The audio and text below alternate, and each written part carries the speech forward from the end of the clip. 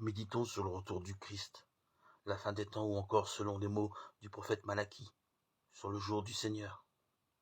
Quand? Sur ce sujet, notre première interrogation rejoint celle des disciples, admirant la décoration du temple de Jérusalem. Quand donc arrivera ce jour? Mais personne, pas même Jésus, n'est capable de donner ni le jour ni l'heure de la fin des temps. D'ailleurs, il ne répond pas à la question des disciples. La réponse de Jésus est bien plus essentielle car elle porte sur le comment l'attendre. Comment attendre le retour du Christ? Ce n'est pas rester affairé sans rien faire, de Timothée 3,11, mais plutôt rendre témoignage. Au milieu des épreuves, Jésus s'adresse à tous ceux et celles qui vivent entre son ascension et son retour, comme nous.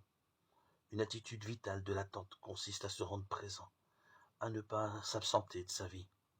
Autrement dit, être là, en conscience, habiter ce temps qu'est le nôtre. Demeurer attentif avec toute la création au Seigneur qui vient. Veiller. Attitude simple, mais pas évidente à adopter. D'autant moins que les incitations à la dispersion, à la distraction, à la superficialité, à la consommation sont légion autour de nous. Rester éveillé dans le moment présent, avec des compagnons de route.